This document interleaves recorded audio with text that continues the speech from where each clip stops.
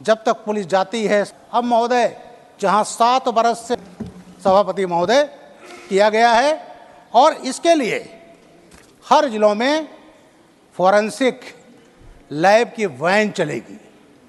इसके लिए 2000 करोड़ की व्यवस्था की गई है। सभापति महोदय, नेशनल फॉरेंसिक साइंस यूनिवर्सिटी है और 7 स्टेट यूनिवर्सिटीज़ खोली गई हैं, 2 ट्रेनिंग सेंटर हैं महोदय। इसमें 35,000 साइंटिस्ट और फॉरेंसिक एक्सपर्ट्स ट्रेंड होंगे और कुछ ही वर्षों में महोदय हम पूरे देश में फॉरेंसिक के एक्सपर्ट पहुंचा देंगे और वो वैन पहुंचेगी, जांच होगी और कोर्ट में जाएगा, डिजिटल तरीके से जाएगा और कन्विक्शन रेट, हमारा जो लक्ष्य है, जो हमारे गृह मंत्री जी ने रखा है 90%, उसको हम ज़रूर प्राप्त करेंगे महोदय। दूसरा आता है महत्वपूर्ण केसेज में जांच डिप्टी एसपी या उससे उच्च अधिकारी को दी जा सकी है, इसका प्रोविजन किया गया। एक महत्वपूर्ण होता है इन्वेस्टिगेशन में डिले। अब एफआईआर कायम हुआ तो 90 दिन में चार्जशीट लगाना अनिवार्य किया गया है और यदि किसी कारण 90 दिन में चार्जशीट नहीं लगाई जाती तो कोर्ट के आदेश से उसमें 90 दिन और बढ़ाया जा सकता है, लेकिन 180 दिन में चार्जशीट लगना अनिवार्य है।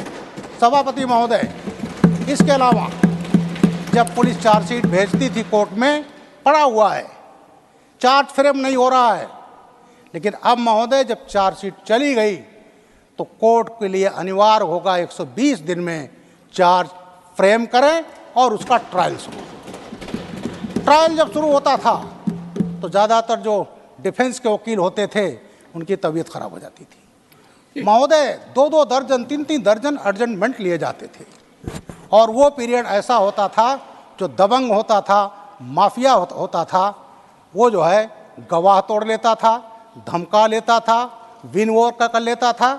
और अब जो प्रोविजन आया है कि 2 से ज़्यादा स्थगन आदेश अर्जेंटमेंट नहीं लिया जा सकता, इसलिए ट्रायल में तेजी आएगी और पीड़ित को न्याय मिलेगा। महोदय, कोर्ट्स में केस की सुनवाई खत्म हो गई, जजमेंट रिजर्व्ड पड़ा हुआ है। अब जो प्रोविजन किया गया है अदालत के लिए, न्यायालय के लिए, कि जब सुनवाई खत्म हुई तो 30 दिन के अंदर जजमेंट देना होगा महोदय। इससे आप देखेंगे कि एक तो जो न्यायालय में मुकदमे का भार कम होगा, क्योंकि हम समरी ट्रायल लाए हैं। तमाम केसेस समरी ट्रायल में ख़त्म हो जाएंगे 40%। और अब जो हमारे न्यायालय हैं उन पर वो बोझ नहीं रहेगा और जो जघन्य केस हैं उस पर जो उनको समय दे सकेंगे उसका होगा। और एक जो अपेक्षा की गई और वो 100% सही होगी कि हम 3 साल में से ज़्यादा कोई भी केस न्यायालय में पेंडिंग नहीं रहेगा महोदय और न्याय होगा। आज 20-20 साल से केसेस पड़े हैं महोदय। एक मैं केस जानूँ, सब जानते होंगे, बेहमई केस। वो हुआ था वैलेंटाइन डे 14 फरवरी 1981 महोदय। मैं बगल के ज़िले में एडिशनल एसपी था जानवन में। उस केस में आज तक महोदय जजमेंट नहीं आया है। 38 मुलजिम थे, 38 में करीब 34 इनकाउंटर में मारे गए या मर गए, केवल 4 बचे हैं और आज तक जजमेंट नहीं आया है। और महोदय, जो उसकी मेन अभियुक्त थी वो सांसद भी बन चुकी, उनकी हत्या भी हो चुकी, लेकिन 4 बचे हैं और जो मेन मान सिंह बचा है जिनका हस्बैंड था, आज तक नहीं हुआ। एक पार्टी ने माननीय बनाया उन्हें और महोदय न्यायालय से जो पुलिस की केस डायरी गायब कर दी गई। अब वहाँ पर फोटोकॉपी तो है, लेकिन जज साहब हिम्मत नहीं कर पा रहे हैं, तो आज 40 वर्ष से ऊपर समय हो गया महोदय। तो ये स्थिति आज जो नया कानून आ रहा है उसमें अब ये नहीं होगा। गवाहों की सुरक्षा का प्राविधान किया गया महोदय। दूसरा, हमारे थाने जो केस प्रॉपर्टी पकड़ी जाती थी, गाड़ी पकड़ी जाती थी, एक्सीडेंट में गाड़ी टूट गई तो हमारे थाने जंक यार्ड बन जाते थे महोदय। और उसके डिस्पोजल की सुविधा नहीं थी, क्योंकि जब तक कोर्ट में केस चल रहा है, अपील में है, तब तक उसका डिस्पोजल नहीं हो सकता महोदय। अब जो किया गया है कि वो जो प्रॉपर्टी है उसका वीडियोग्राफी होगा, डिजिटल, उससे उसको कोर्ट में दिया जाएगा और वो प्रॉपर्टी अब ऑक्शन हो सकती है, हमारे खजाने में पैसा आएगा और थाने जो हमारे हैं वो जो जंकयार्ड बन चुके थे इससे मुक्त होंगे। महोदय, लोक सेवक के खिलाफ चार्जशीट, सीनियर अफसरों के खिलाफ मुकदमा कायम हुआ, चार्जशीट लगनी है लेकिन गवर्नमेंट का सैंक्शन जरूरी है। जो जिनके संबंधित सरकारें होती थी तो वो सरकारें सैंक्शन नहीं देती थी महोदय, पड़ा हुआ आप लिखते रहिए। सीबीआई चार्जशीट स्तर पर पहुंच गई, राज्य सरकारें उसमें अनुमति नहीं दे रही हैं। अब किया गया है कि अगर 120 दिन में सैंक्शन नहीं मिलता तो मान लिया जाएगा it is a deemed sanction और उस भ्रष्ट लोक सेवक के खिलाफ चार्जशीट महोदय लगाई जा सकती। एक महत्वपूर्ण प्रश्न हमेशा कंट्रोवर्सी रही, हथकड़ी लगाना। महोदय, मैं तो खुद पुलिस अधिकारी रहा हूँ। आज तमाम होता है कि हथकड़ी ना लगाने के कारण मुलजिम एस्केप हो जाता है और पुलिस के जो जवान होते हैं उनके खिलाफ 224 IPC का मुकदमा कायम होता था। अब महोदय इसमें हथकड़ी लगाने का प्रोविज़न इसमें किया गया है, आर्थिक अपराधों को छोड़कर जो जघन्य केस के अपराधी हैं। ये सर, मैं जल्दी से समाप्त कर रहा हूँ महोदय। और प्रोक्लेम्ड ऑफेंडर, ये बड़ा महत्वपूर्ण है महोदय। बड़े बड़े अपराधी क्राइम किए और बैठे हैं, उनका चूंकि यहाँ उपलब्ध नहीं है उनका ट्रायल नहीं हो पाता था। अब महोदय ट्रायल इन एब्सेंसिया हो सकता है, उनको सजा दी सकती है, उनकी प्रॉपर्टीज अटैच की जा सकती है। तो ये महोदय जो प्रोविज़न लाया गया है ये बहुत ही महत्वपूर्ण है। अब थोड़ा सा समय दे दीजिए, मैं साक्ष्य अधिनियम पर कुछ बोल दूँ। तीसरा अधिनियम है महोदय भारतीय साक्ष्य अधिनियम 2023। इसमें जो है तमाम गुलामी के काल के आकार के शब्द थे। क्या थे? Parliament of UK, notification by crown representative, any dominion colony, possession of Her Majesty or Privy Council, Her Majesty's government and possession of British Crown, all that जो कॉलोनियल वर्ड थे इसमें एविडेंस एक्ट में उस सबको निकाल दिया गया महोदय। ये गुलामी के चिन्ह जो थे ये समाप्त हो गए हैं। दूसरा महोदय सबसे महत्वपूर्ण है जो इलेक्ट्रॉनिक एविडेंस हैं। आज हर चीज़ में क्राइम होता है कहीं ना कहीं।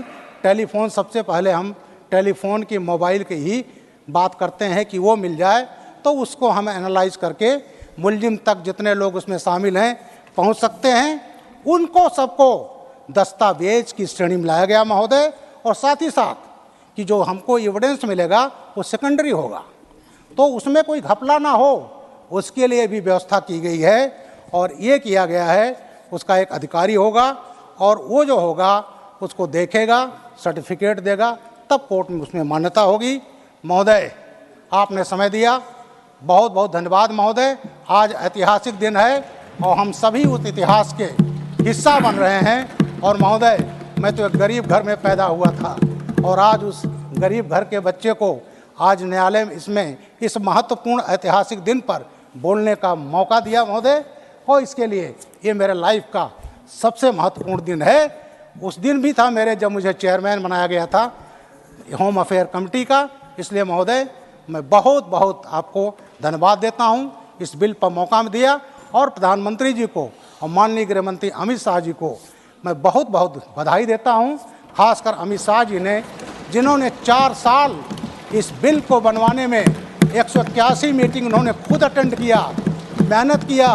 पूरे देश के जितने विद्वान थे सभी मुख्यमंत्रियों को, सभी एमपीज को, वाइस चांसलर को, सभी यूनिवर्सिटीज़ को, सबको इन्होंने पत्र लिखे।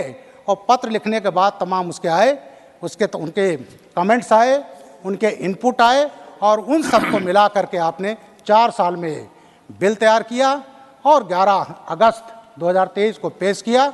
और आज ये राज्यसभा से पास होकर महोदय कानून बन जाएगा। बहुत बहुत धन्यवाद। जय हिंद, जय Bharat. Message from Lok Sabha secretary general. Sir, With your kind permission, I rise to report that the Lok Sabha at its sitting held on 21st December 2023 has agreed without any amendment to the Chief Election Commissioner and other election commissioners' appointment, conditions of service and terms of office Bill 2023, which was passed by Rajya Sabha at its sitting held on 12th December 2023. Shri Sujit Kumar. धन्यवाद अध्यक्ष महोदय मैं अपने party Biju Janata Dal के तरफ से ये 3 ऐतिहासिक कानूनों के समर्थन में खड़ा हूँ। महोदय, मेरी पार्टी बीजू जनता दल हमेशा कोई भी कानून जनहित में हो या देश हित में हो, सरकार के साथ हमेशा खड़ी रहती है, चाहे वो 370 धारा को हटाने की बात हो, चाहे ट्रिपल तलाक की बात हो, या चाहे ये 3 कानून हो। और व्यक्तिगत तौर से महोदय I upload these 3 bills because these are in the interest of Mother India. They uphold the integrity, unity and sovereignty of our country. Hence, I personally support these 3 bills. और महोदय मैं अपने आप को खुशनसीब मानता हूँ क्योंकि ये बिल पे मुझे बोलने का मौका मिला है, क्योंकि मैं एक अधिवक्ता भी हूँ और मैं स्थायी समिति का सदस्य भी हूँ जिसको ये बिल्स रेफर किए गए थे और जिसके चेयरमैन ब्रिजलाल जी थे, जिन्होंने अभी अपने अभिभाषण में विस्तृत रूप से बताया। और मैं धन्यवाद दूंगा गृह मंत्री जी का कि बहुत सारे प्रोविजंस, बहुत सारे सजेशंस जो समिति ने दिया था उसको इनकॉर्पोरेट किया गया इस बिल्स में। Sir, Brijlal ji has already spoken and gone into details about the technical provisions for the bill. I will articulate why I support this bill, giving 5 reasons. Sir, first and foremost, sir, the essence of these 3 bills are justice, equality and neutrality. Justice, equality and neutrality. Sir, these are the 3 foundation pillars of our constitution. Hence, because of the constitutional norms, because we all believe in the constitution of the country, which Honorable Prime Minister said is the Bible of our nation, the Gita of our nation. Hence, sir, I support this 3 bill because this is a tribute to the founding fathers of our constitution, Dr. Ambedkar, Sardar Patel ji. Sir, second reason why I support this bill is because this is a great step in moving away from the colonial hangover. Sir, there were 475 places in the 3 acts, IPC, CRPC and Evidence Act, Indian Evidence Act. There were 475 mentions of colonial references, Her Majesty, Privy Council, Jury and Barrister, London Gazette. So, sir, at one stroke, these 3 bills are completely doing away with all the vestiges and signs of colonial hangover.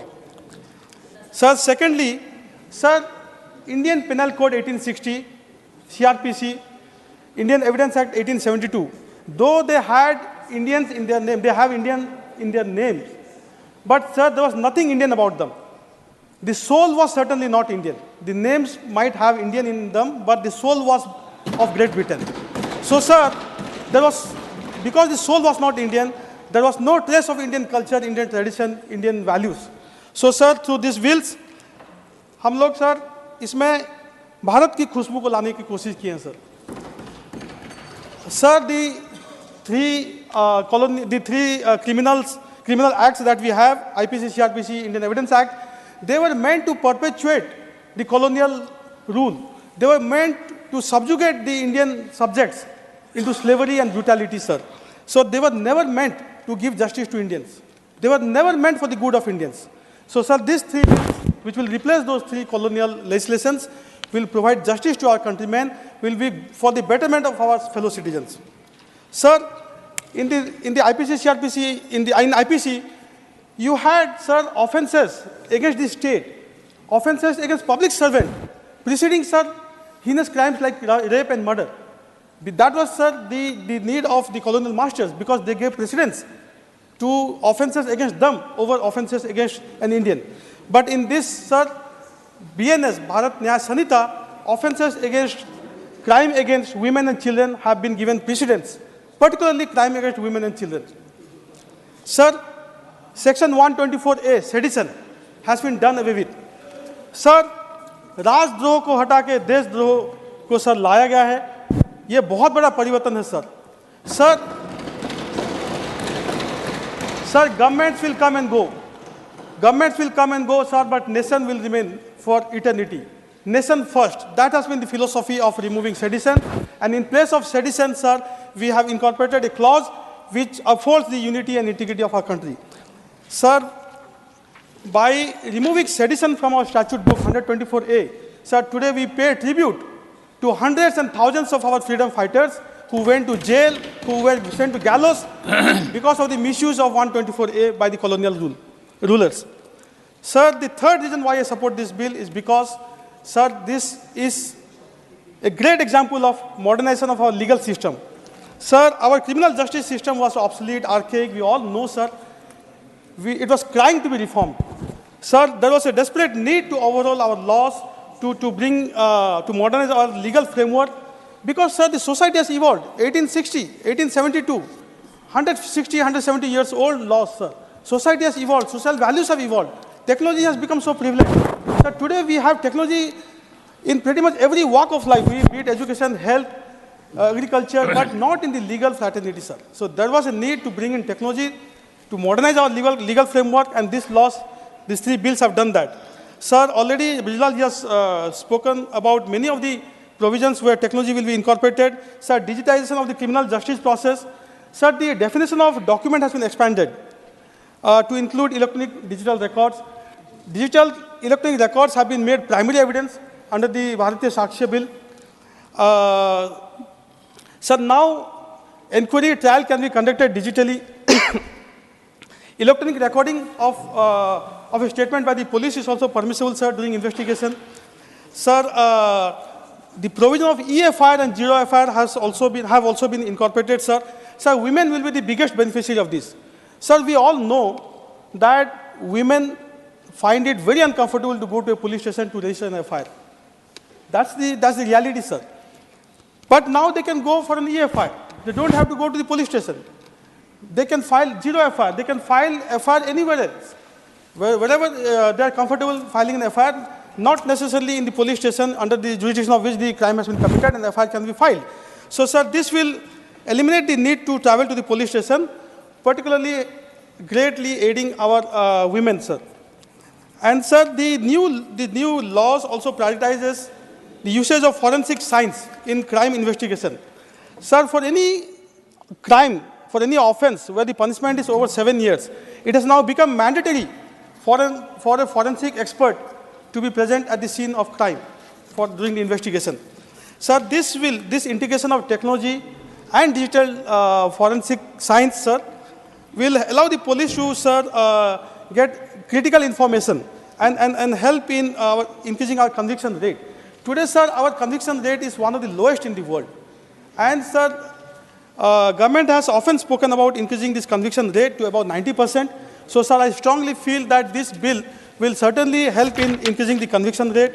Sir, videography is now made compulsory at the time of search and seizure of any property. Again, this will help in protecting the fundamental right of the citizen. Sir, organized crime, clause 111, petty organized crime, clause 112, great additions to the IPC, sir, to the BNS. Sir, terrorism. Sir, previously I'm shocked to state that there was no mention of terrorism. Sir, we talk of zero tolerance towards terrorism. Sir, when we talk of zero tolerance towards terrorism, but we do not have a section in IPC where terrorism could be punished, how, sir, are we going to tackle terrorism, particularly cross-border terrorism, when we are surrounded by a very, very hostile neighbor? Sir, crime against women and children have been given stringent punishment under this new provision. For gang rape, 20 years of imprisonment has been prescribed, and for gang rape of a minor, death penalty has been prescribed, sir. Sir, this will certainly deter heinous crime against our women and children. Sir, the fourth reason why I support this bill is because it will help in the timely dispensation of justice. Sir, we all know today our courts are pretty much choked up. We have close to 70,000 cases pending in the Supreme Court, close to 60 lakh cases pending in the High Court, over 4.23 crores cases pending in our trial court, district court, sir. Sir, it is often said, justice delayed is justice denied. Sir, there are numerous movie dialogues, sir, on this aspect. I did not go into details, sir. You have been one of the finest lawyers of the country, you understand. Sir, now this legal provisions will have strict timeline for the state, for the investigating agencies, and also for the judiciary. Sir, this is why I believe that this will result in timely dispensation of justice.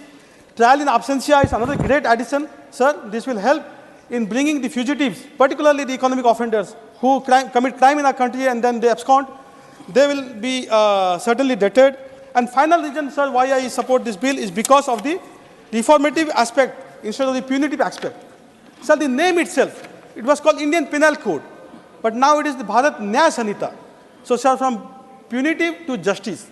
Sir, I would like to, refer to Swami Vivekananda, sir, who is one of the greatest gifts to mankind from our land, one of the greatest philosophers that the world has ever seen.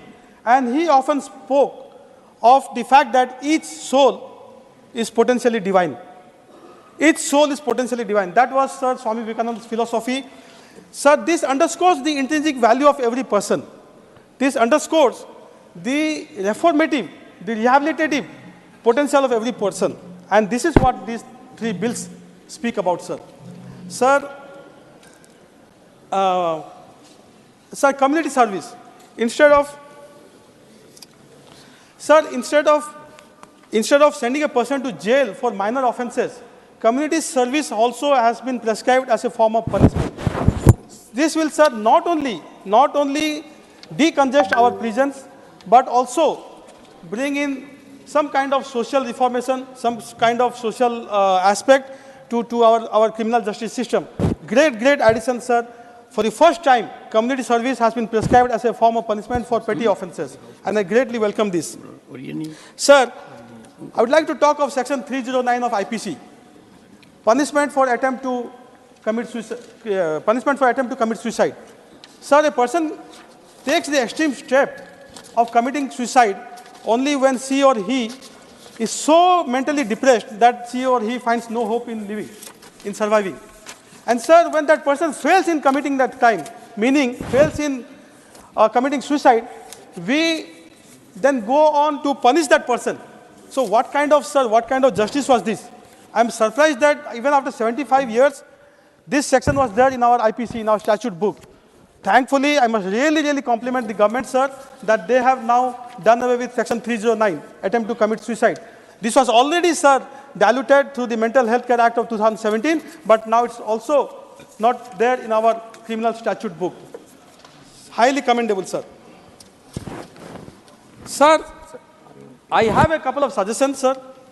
Sir, one is that, sir, the Law Commission has time and again recommended that the ratio between judges and population in our country should be 50 per million. But today, the judges to population ratio in our country is only 19, which is one of the lowest in the world. So I request the government, ma'am, through you, that they should seriously look into it and increase the number of judges, particularly at the trial court, in the trial courts, and also increase the number of policemen. Today, the global standard is about 220, 225.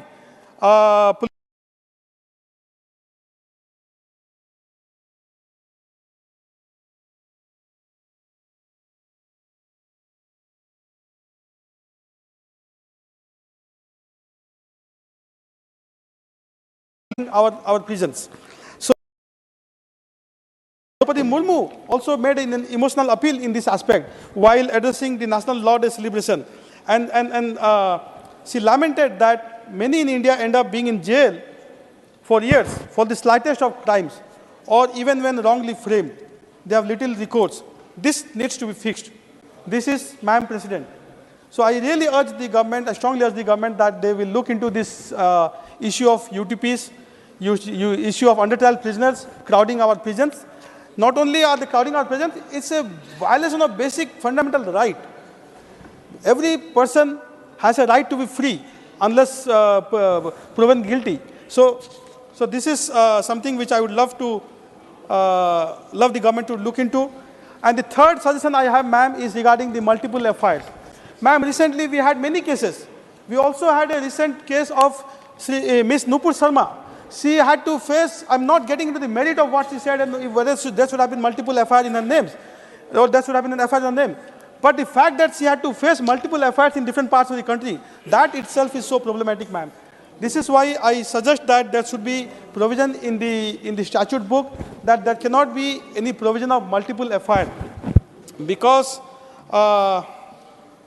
not only is it an unnecessary harassment of the accused, but also it delays the criminal justice system. And my last suggestion, ma'am, is regarding the gender neutrality. There have been a lot of positive aspects in the three bills in respect of making them gender neutral as opposed to the old ones. But now that 377 is no longer there in the statute book, and 375, which IPC 375, which is the offense of rape, is not gender neutral. So there is no way a person could be punished for raping a man. And we know, ma'am, that it happens. It happens in our prisons, it happens in our hostels, and it happens in other places. Men are routinely raped, but there is no provision in our statute book to punish for that rape of a man. We have thankfully, there are provisions relating to the kidnapping of children, trafficking.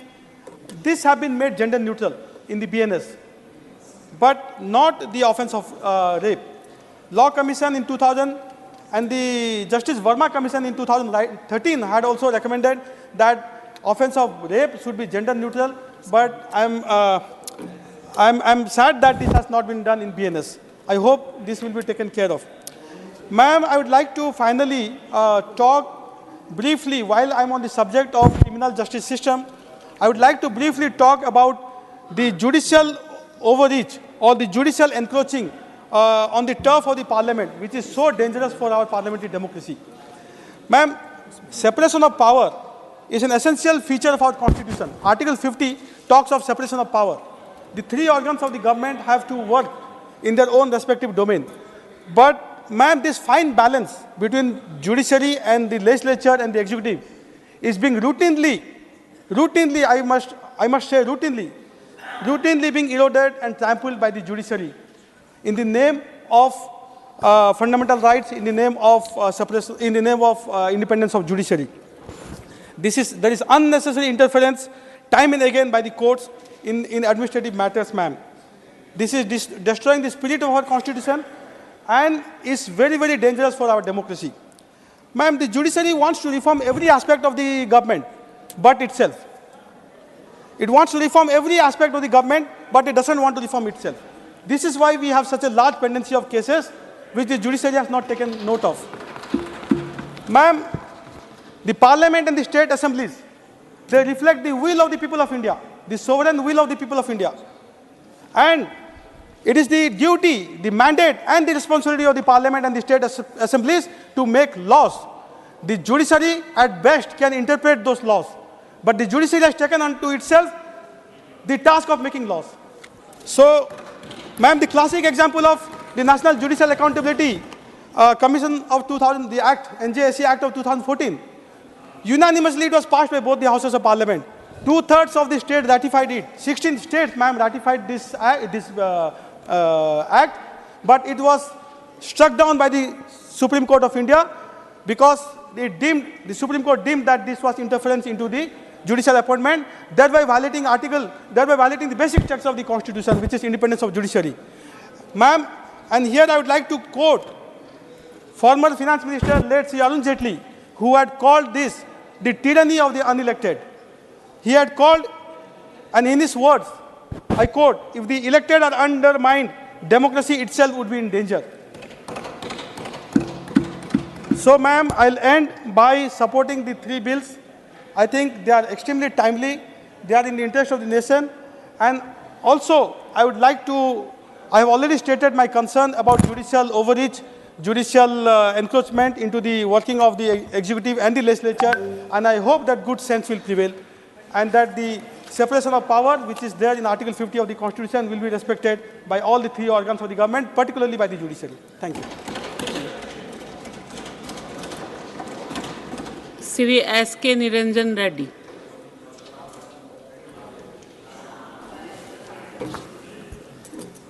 Thank you, ma'am. Ma'am, I feel privileged that on this momentous occasion when we are revising the entire criminal law administration, I get to speak on behalf of my party. I am rising to support the bill for a few reasons which I will spell out one after the other. Madam, my first reason for our party supporting the bill is the clear intent that the government wants to show for the purpose of changing and improving the criminal law administrative system. So when I say improve, there has been some criticism that the laws are mostly similar to the outgoing legislations in many areas. There has also been a criticism that there has been a cut and paste job. I think this criticism is misplaced. I feel, madam, that when these old laws are being replaced, some of the provisions have been interpreted over a period of time. The courts have now given specific meaning to certain expressions. They have culled out specific procedures that need to be followed, also built in certain safety. So if those provisions are reincorporated when a new law is made, it will settle a lot of these provisions, because some new provisions dealing with new offences are being introduced separately under the penal code. There are some new procedures being brought in under the BNSS, and there are some new Evidence Act provisions which are brought in under the new Act. But when a lot of the provisions which are otherwise working well, if they are retained in the new provisions that are made, I do not agree with the criticism that this should not have been repeated, there should have been a whole-scale change. The other criticism is that the old acts could have been amended if only the government wanted to introduce a few new provisions or few new offences or new procedures. Now this also, ma'am, I do not agree completely, because what would happen is, if someone is making large-scale changes to existing laws, by the very numbering of the provisions, the amendments will make the act unwieldy. Like in the Income Tax Act, when amendments were made where the amendments would start with a particular section. It will start with 15A, it will go to 15ZA, it will go to 15ZE.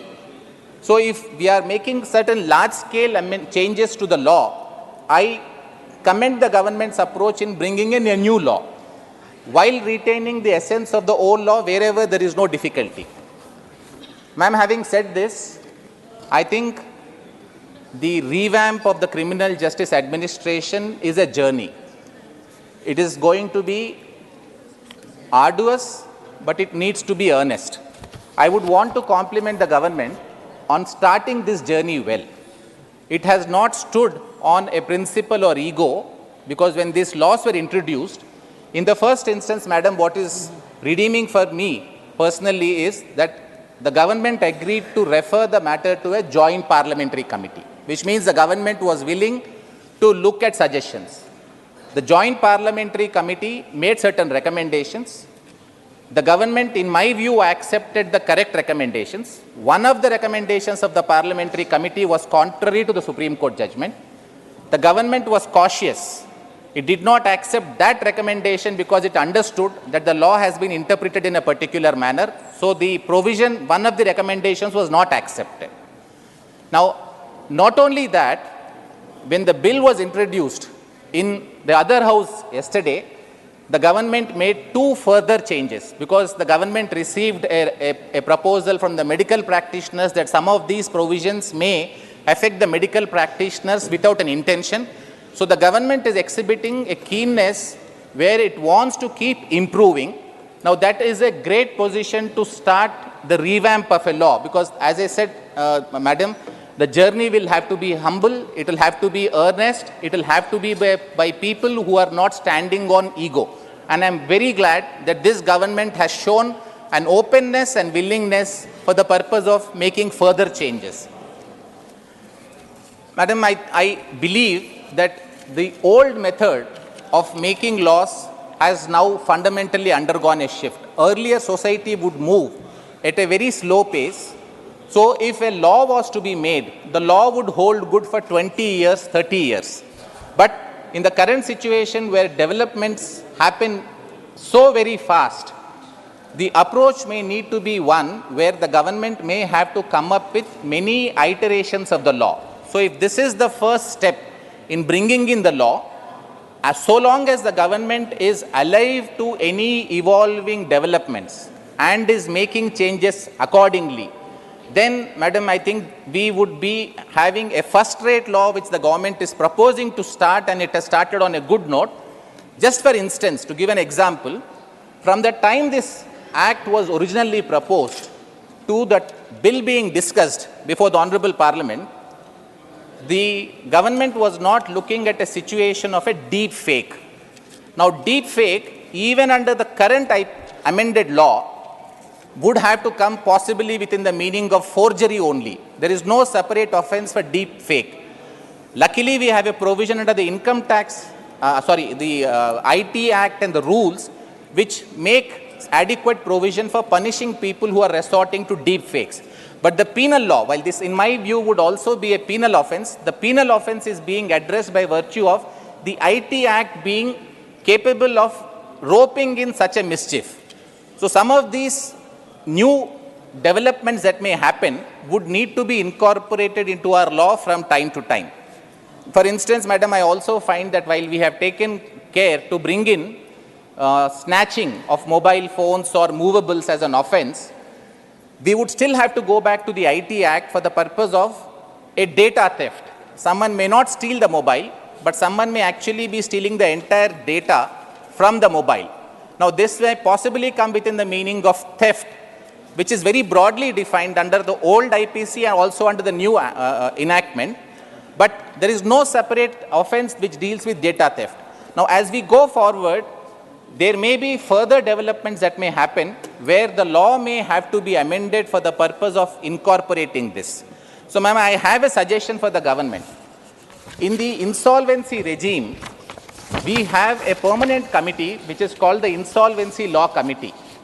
The law committee constantly looks at the developments in the field, it looks at development in the courts, and it constantly keeps making recommendations to the government that if a particular provision is introduced or if a particular explanation is added, it may clarify the position, and the government has been making these changes in the insolvency and bankruptcy code from time to time. Now that, Madam, deals with a very simple law in the relative context of the criminal administrative laws that we are looking at. And in that narrow space, that law has been very throbbing and has been alert to the needs of the society because of the Insolvency Law Committee being a permanent body that continues to make recommendations. So the recommendation, ma'am, I have for the Honorable Home Ministry is, the Honorable Home Ministry may consider, the government may consider having a permanent committee which could be headed by people who are experts in these areas, who would also get a feedback from the stakeholders, from the lawyers, from the judges, from the litigants, and then see how some courts are interpreting some of these provisions, because some of the interpretations may go contrary to the spirit with which the law has been made. So a small addition, small alteration, a small explanation may make a huge difference. So, Madam, this is one of my suggestions for the government, because this would make the law nimble, agile, and it will be very quick to react to whatever is needed of the society. Madam, the next point that I wish to make is a lot of new provisions that have been made were previously not covered. So the government is moving in the step of identifying some of the mischiefs which have been left out, where the government wants to arrest them, and they have incorporated a lot of things like organized crime, petty organized crime, terror has been defined.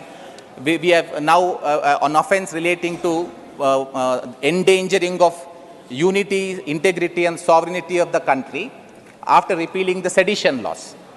What I find, Madam, is that while we are making provision for dealing with offenses like this, the acts possibly at this point fall a little short of defining these terms and confining the meaning of these terms. Now, what has happened, Madam, is when criminal laws use expressions that are very wide, the courts have held consistently, this is courts all over the world, including the Honorable Supreme Court in India, I've taken a view that if the expression is not clearly defined, it may start affecting persons and citizens who are not originally intended to be captured within the provision of that mischief. This makes the law excessively broad. It may then become vague and it may therefore be struck down. So we have had one provision of the IT Act being struck down on this theory. I fear that some of these provisions are going to be challenged in court, and therefore it may require, as I say, a further iteration. It may require at some point of time the Parliament to step back in and give a clear definition so that these expressions are confined to the area that they are intended for. This is again a suggestion so that we don't wait for many years to pass and for a court to eventually define how this term must be understood. Because the entire area of defining what the term will mean is essentially that of the Parliament, and I think that is a right that we need to exercise rather than leave it to the court to interpret because of a gap in legislation. I am not at this point, Madam, suggesting that there are gaps that cannot be filled. I am only saying that the law can be improved with further iterations after hearing the stakeholders. Madam, then I move on to the next point. Another reason why we support the bill is the idea to quicken the criminal justice process system, the courts and the manner in which an FIR will be lodged, a final report will be filed, the additional time that will be granted. All of this is good. The idea is noble, but it comes with a set of challenges. Madam, I would want to apprise the government that this is akin to the government wanting to have a very fast train, but the rails, the infrastructure is creaking. Madam, I appear in courts regularly when I am not here, and I have heard judges complain, including in national company law appellate tribunals, NCLTs, commercial courts and other regular courts, that the judges are working in most subhuman conditions because they have no assistants, they do not have a stenographer. Judges are writing 80 pages to 120 pages by hand because the judgment will have to be delivered under the CPC within 30 days after the matter is reserved. Now, we have made a provision that a judgment will need to be delivered within 45 days, but I have serious doubts whether the infrastructure would enable the coming into effect of this clear, noble intention of the government. Madam, I also have a suggestion here. The suggestion is, the central government will face a difficulty because the courts are a state domain. It is the states that will have to make provision for having adequate infrastructure. Center will not be able to sit on the state's head, and we sitting in the Council of States would not wish that the center should impose more than necessary. Now, if that is so, one of the ways the central government could consider ensuring that the intent that it has to have a first-rate criminal justice administration in the country is given effect to, without the states falling behind on providing infrastructure, possibly would be by providing for certain incentives like the Finance Commission does when states meet certain targets, be it in the power sector, be it in the educational sector or solid waste management. Whichever states ensure that they are doing this, the Finance Commission is granting a higher share to the states.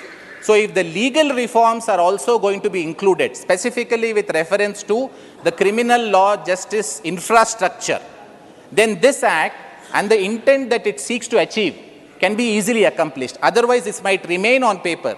Like, Madam, we all know, the Representations of People's Act says that any election appeal in the High Court must be decided in 6 months.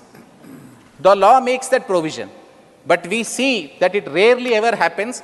Lucky are those legislators whose cases are decided before the person who won completes his term. Election petitions are now stretching for 4 years, 4.5 years. So while we may make a provision that a judgment must be delivered within 45 days, I am foreseeing some difficulties on the operational side because of the infrastructural deficiencies, so that may need to be attended to give complete effect to this law. Madam, then I have a suggestion to make with regard to the forensics, the provision of forensics that has been included. Clause 176(3) of BNSS is a very important provision. the government has also taken a very practical view. The government notes that it may not be possible to operationalize this forensic study being conducted unless an adequate infrastructure is built up. So the provision says that it will come into effect from a date to be notified by the state government within 5 years. Now, in this 5 years, the forensic infrastructure may need to come in. But one lacuna I find, and this may have to be addressed separately, not through the criminal justice system, is that the forensic science and forensic study in India does not have any regulator like the medical institutions or any other institutions. So a regulatory standard may need to be set up, an accreditation which will recognize may have to be provided. So my suggestion, Madam, would be that the government make an appropriate provision for ensuring that the forensic framework is put into place.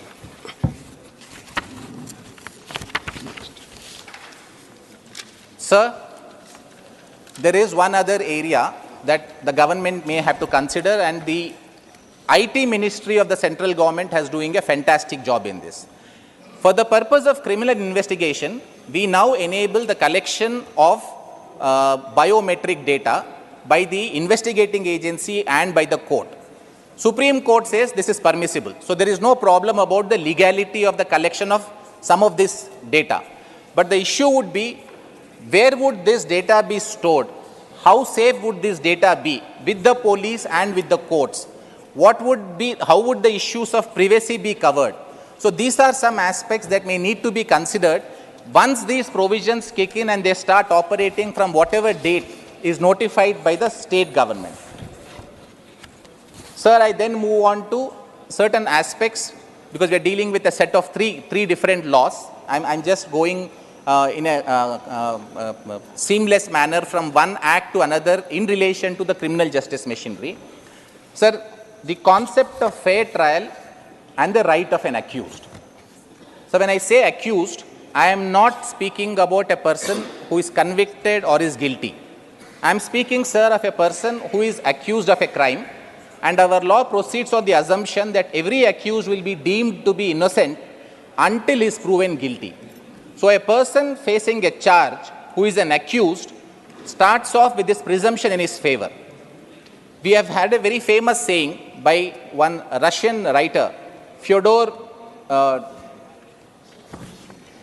Dostoevsky, who said, the mark of the development of a civilization is not from the way it deals with the people who have achieved well in the society. It is in the way it deals with the criminals of the society. Sir, with these two philosophies in mind, I have three quick suggestions. Sir, on the aspect of bail, I find, sir, that a majority of the old provisions have been carried over. It is salutary because the Supreme Court has interpreted these provisions to say that bail is the rule, while jail is the exception. But what happened, sir, is because our justice system was not very good, we have noticed a tendency over a period of time that courts are hesitant to grant bails in any matter where it thinks the accusation is grave, because several of these matters were resulting in acquittals because of witnesses turning hostile or the evidence not being properly placed before the court. Sir, once the changes are made, once we bring in forensics, once we have a better administrative system, we should slowly now start moving towards the developed countries where the criminal justice system clearly adheres to the belief that a person will be released on bail once he provides adequate security and if he is not interfering with the criminal trial, and his punishment will start after he is convicted by the court, not by putting him in jail and not granting him bail even before he is found to be guilty.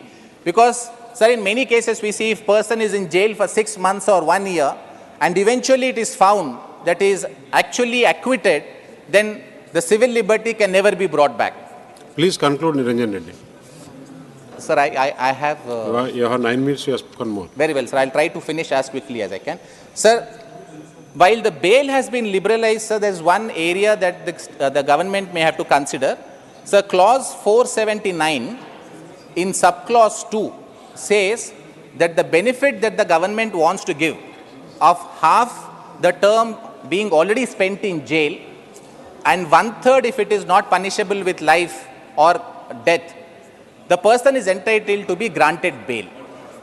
479(3) says the above provision will not be applicable if the person is guilty of more than one offense or is involved in more than one case. Sir, even if a person is accused of only one offense, many times we see, sir, that in the FIR they list out 4 or 5 offenses. So even a first-time offender, in the first FIR registered against him, will have more than one offense mentioned against his name, which will deny him the benefit of the bail that is provided under 479(2) of the BNSS. Sir, the third of the issues relating to the rights of accused is in relation to handcuffs. While clause 43(3) specifies that it will be done only in some serious cases, the Supreme Court has clarified that this is ordinarily treated to be inhuman. It must not be resorted to except in exceptional cases. Sir, I would want the government to lay down clear guidelines. It is not that whoever is accused of that variety of offenses need to be brought to the court in handcuffs. Sir, I have been in courts, in criminal courts.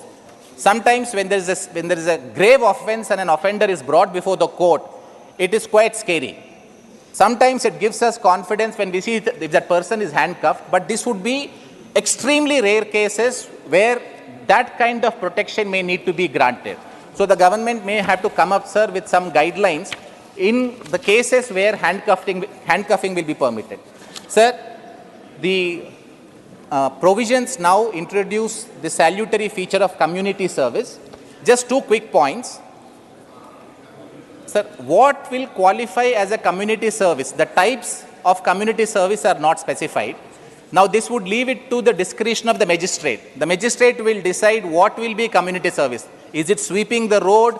Is it manning a public duty at a traffic light? Or is it something else? So, the legislature may have to step in. The parliament may have to come in for the purpose of indicating what are the types of community service that can be imposed by the court. The discretion will be with the court to impose which of the appropriate punishments. Also, sir, if the punishment is to be community service, the Act does not make a provision as to the length for which community service needs to be imposed. So, if someone is guilty of theft of less than 5,000, it cannot be that he will be asked to undergo community service for 3 years. That will be worse than him facing punishment for that offense, which may be very small. Sir, then I have 2-3 other suggestions for making this even more workable. So, we find that the Supreme Court of India is inundated with bail petitions, anticipatory bail petitions and quash petitions, either grant or someone challenging the non-grant of a quash order. So, this is happening because the old CRPC provided that all these bails, anticipatory bails and quash petitions will be heard by a single judge of the High Court. There is no intra-court appeal provided under CRPC. So, in the writ jurisdiction or on the civil side, there are a few appellate provisions which say that the appeal would lie from a single judge of the High Court to a division bench. Sir, if in CRPC we bring in the new law, if we are able to bring a provision which will say that there will be an intra-court appeal in relation to bails and quash petitions, almost 80 to 90% of the people will get their justice in the division bench. Either they win or they lose. Very few cases will come up to Supreme Court.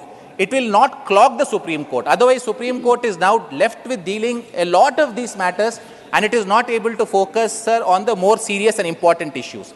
My friend, sir, Mr. Honorable Member Sujit Kumar had spoken about multiple FIRs.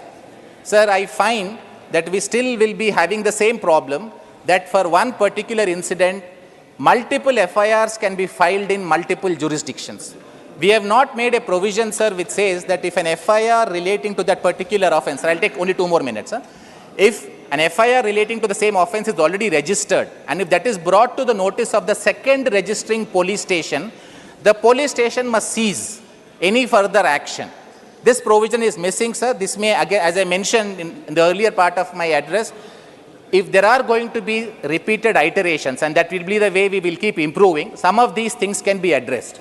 Sir, also I noticed in clause 173, when an FIR is to be registered, the government wanted to ensure that the non-guilty people are not harassed. So clause 173(3) says that a particular police officer may take 14 days for the purpose of conducting a preliminary inquiry. But strangely, sir, that is only fixed for offences above 3 years and below 7 years. So if it's an offence below 3 years, there is no provision today for conducting a preliminary inquiry. Sir, also we need to consider whether this clause 173(3) providing for preliminary inquiry should be for all such offences, because it may mean that FIR is not registered for 14 days at a go. So the last of my suggestions. Sir, Please conclude. Clause 1, yes, sir, this is the last of my submission, sir. Clause 1 of each of the bills, sir, nomenclatures the Act as BNS, BNSS and BSA. Sir, I am using these abbreviations because I am not comfortable with the language. Sir, coming from Hyderabad, I can speak a bit of Hindi, but even I am not comfortable with this language, sir. Sir, the Constitution provides that the acts and the text of the Act, which includes the name of the Act in clause 1, ought to be in English. Sir, I respect that possibly we are trying to move away from a colonial hangover and a past. We want to signal a clear sign that this is our own homebred, our own cultured law. Sir, this can be easily achieved without affecting the sanctity of the constitutional provision by saying that this will be called so-and-so in English and also called so-and-so. Okay. So the two names, if they are mentioned, sir, what may happen is, in any event, the language of the court will be the language that the courts are using. The Act becomes much more easier, sir. After spending so much time, sir, I have had this request from a lot of my lawyer friends who keep requesting that when I get to speak on this bill, I must make a request to the government to please include both the English and Hindi titles for this Act, so that the Act will be easily operational. Okay. Sir, I thank you for the opportunity. And I conclude by saying that my party entirely endorses the approach. We want to go along with the government in keep improving the bill. My suggestions are constructive. Sir, I would request the Honorable Home Minister to consider these suggestions. We support the bill fully, sir. Thank you. Shri Karthikeya Sharma.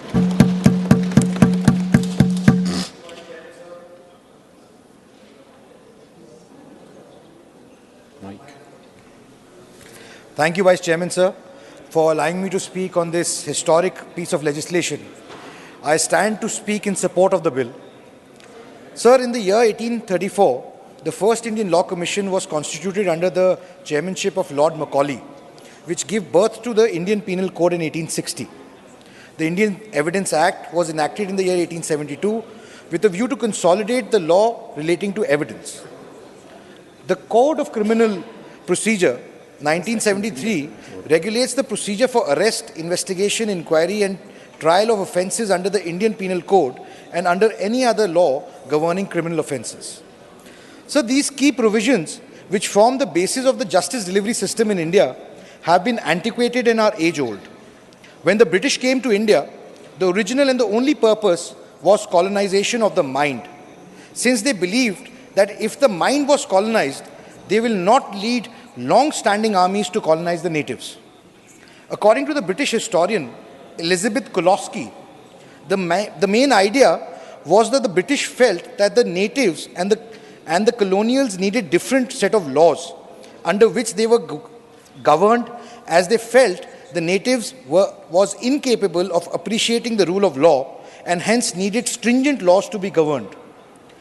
That explains the idea behind the criminal tribes and the Thuggy Acts, which were based on the concept of hereditary criminality, which the British believed was inherent in the natives. Present laws as they stand reeks of colonial hangover. Sir, it still reminds us of the times when the British were ruling us, and they continue to rule us through these acts, written by them for them. These acts were formulated at a time when the population of the country was about 20 crores, and the population today is 7 times as compared to that.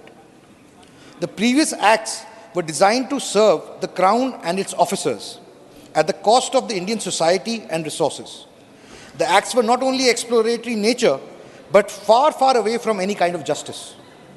It was a result of these inefficiencies that the criminal justice system ended up creating an atmosphere of distrust in the minds of the citizens who remain largely apprehensive of finding any justice after suffering.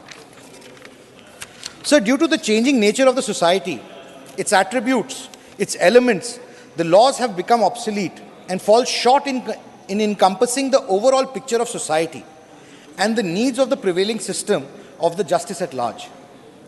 A need was thus felt for a long time to overhaul this mechanism, make it more contemporary and inclusive of the existing constructs. So the new proposed laws reflect of the government's intention to align the legal system with the 21st century, emphasizing citizen-centric legal structures, digital transformation, and a focus on the justice rather than the punishment. So the context in which these acts have been introduced is very, very important. And while discussing these, we should not miss the wood for the trees. The intent is to create an ecosystem of justice delivery which is not procedural oriented but justice centric. Sir, I would like to quote a share from Dushyant Kumar, which sums up this entire scenario in a very good way to begin my speech. कैसे मंजर सामने आने लगे हैं, कैसे मंजर सामने आने लगे हैं, गाते गाते लोग चिल्लाने लगे हैं, अब तो इस तालाब का पानी बदल दो, ये कमल के फूल कुमलाने लगे हैं. Sir, many voices have been raised questioning the need for the significance of these bills. I want to substantiate my arguments as well as the need for a total reform of the justice delivery mechanism with a few data points. So at the district courts, almost 4.5 crore cases are pending in various district courts in India. About 1.2 crores are pending for more than 5 years. About 5 lakh cases are pending for more than 25 years. About 40% of these pendencies are due to the fact that either records are awaited or due to non-availability of counsel. If one finds that data worrisome, the pendency report of the high courts is even more worrisome. Almost 70 lakh cases are pending, of which 60% are pending for more than 5 years. The average time in which a decision is likely to be made in a subordinate court is nearly 6 years. 6 years, sir. Chandrayaan 3 reached the moon in 40 days. And if your case moves to any other higher courts, 10 years is the average time to get justice. The average number of hearings, the turnaround time between the two hearings, and the caseload is extremely high. So is the cost of litigation as well as the man hours lost while attending these hearings. The two combined leads to a loss of at least rupees 1 lakh crores. Moreover, the High Court judges are severely under pressure. They just get on an average about 5 to 6 minutes to hear a case. Justice delayed is justice denied, sir. Sir, I would also briefly talk about the under trials.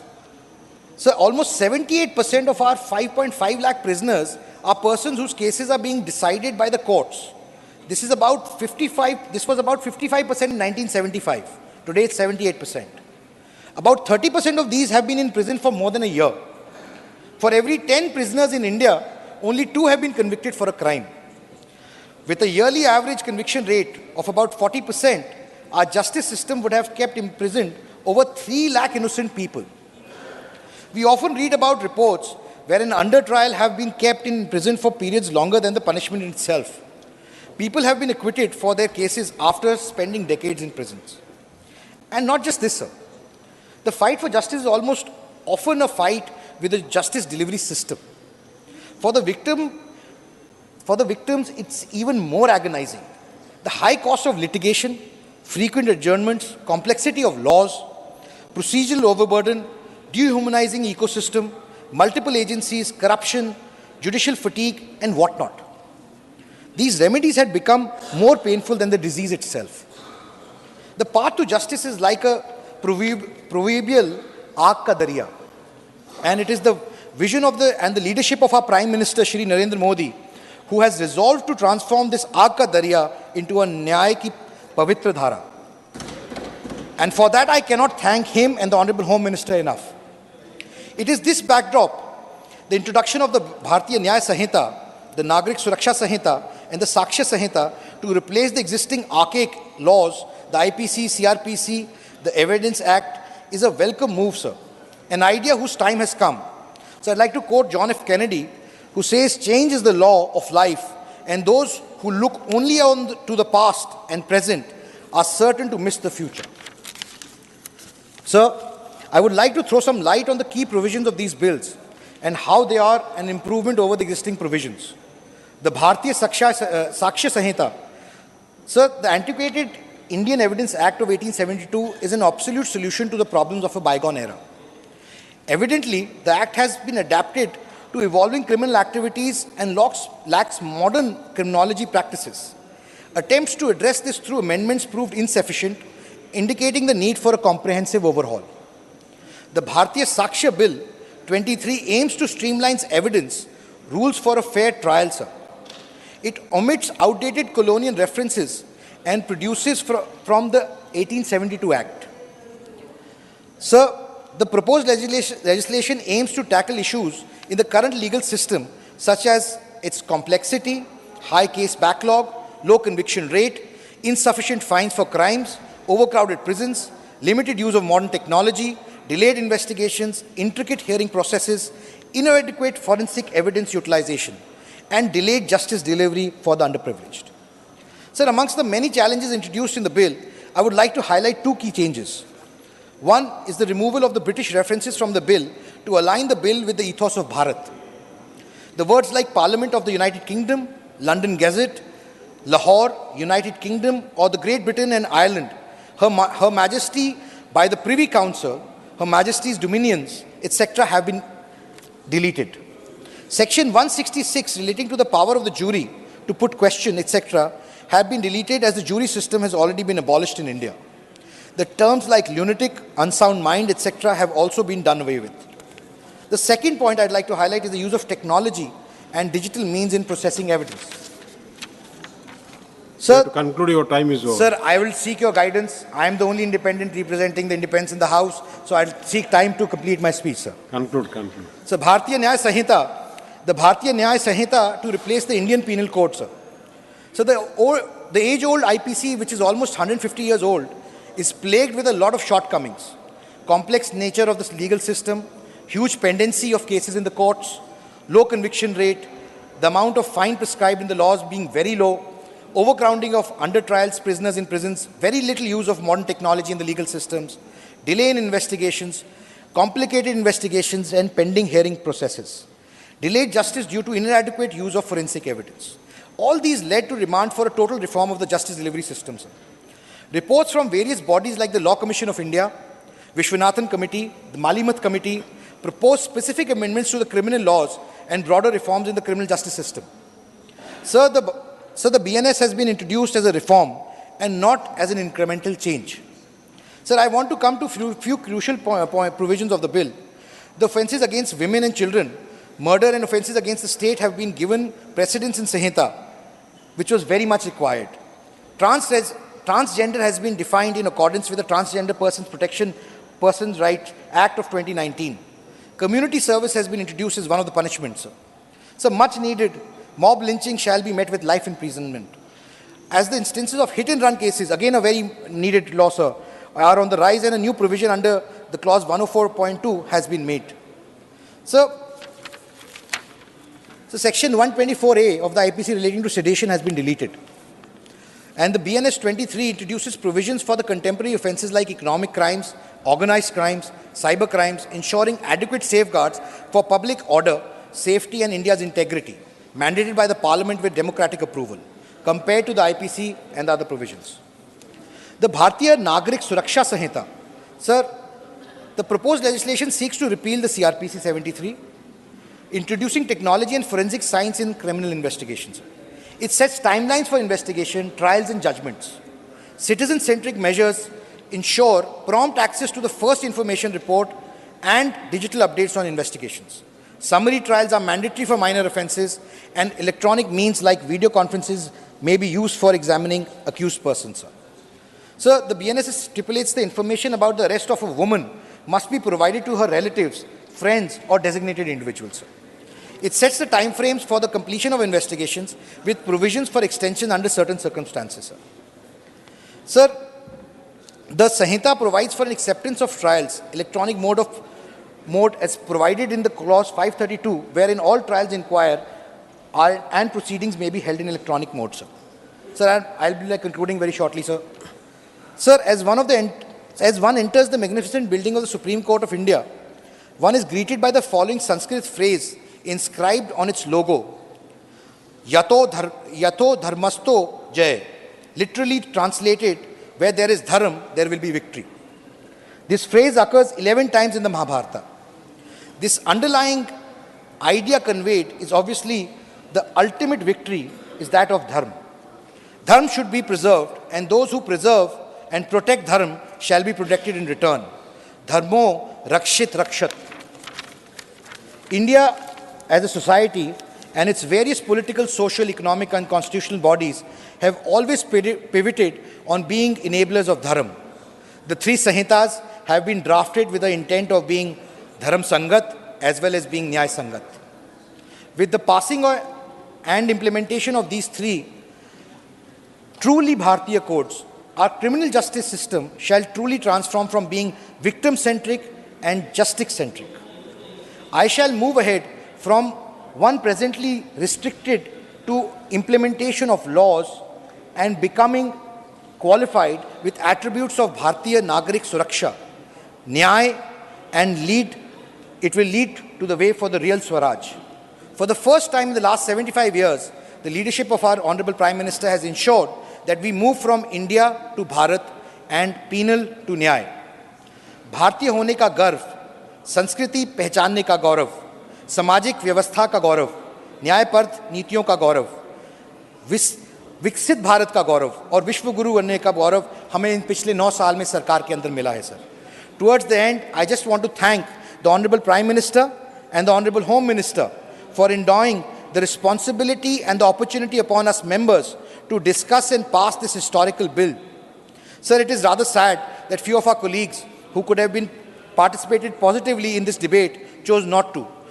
To them, I wish to tell a quote by Badr Bashir, नए दौर के नए ख्वाब हैं, नए मौसमों के गुलाब हैं, ये मोहब्बतों के चिराग हैं, इन्हें नफरतों की हवा ना दो. Thank you, sir. Shri Vijay Pal Singh Tomar. धन्यवाद माननीय सभापति महोदय.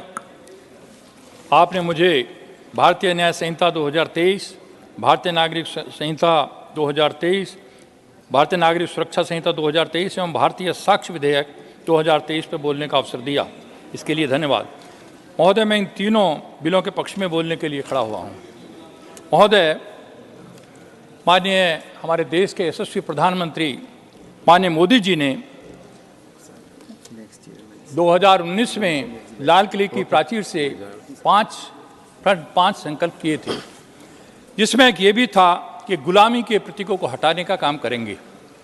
और माननीय मोदी जी जो संकल्प करते हैं उसको सिद्धि तक पहुंचाने का काम करते हैं.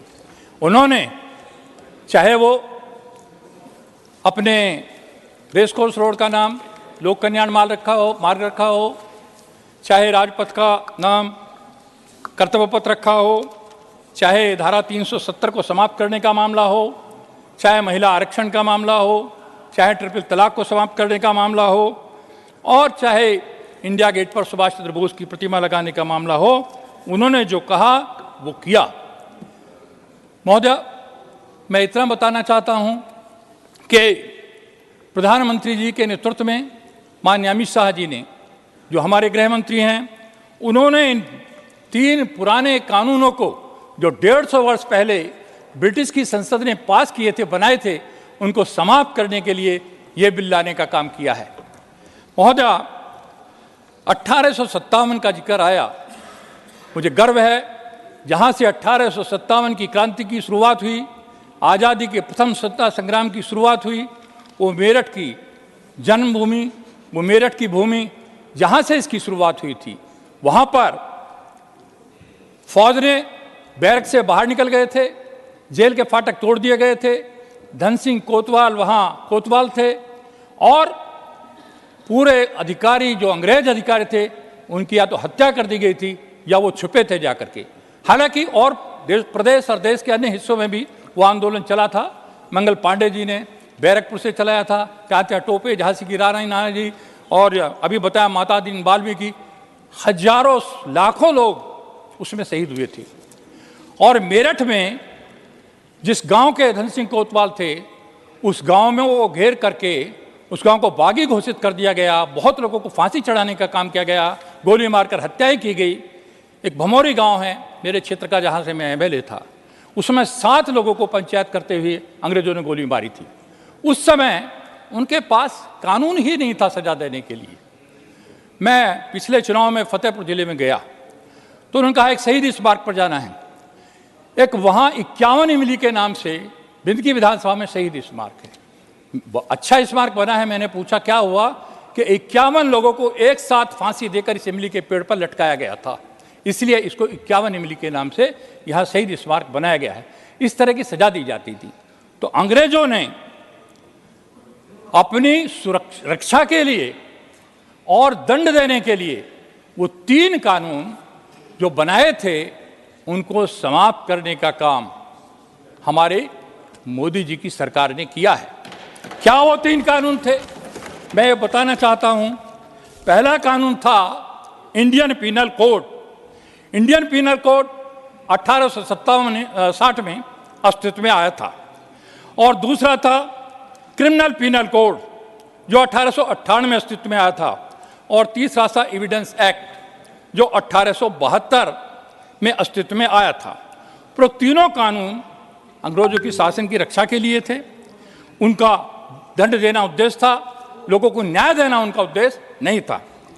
इसीलिए इन कानूनों से, तीनों बिलों को लाने से पहले हमारे माननीय गृह मंत्री जी ने 18 राज्यों और केंद्र शासित जो राजधानी थी उनमें सुप्रीम कोर्ट के जजों, हाई कोर्ट के चीफ जस्टिस, न्यायिक एकेडमी वाले, 22 यूनिवर्सिटीज, 142 सांसद, 270 विधायकों, तमाम लोगों से सुझाव लिए और 4 वर्ष तक गहन इस पर विचार विमर्श हुआ।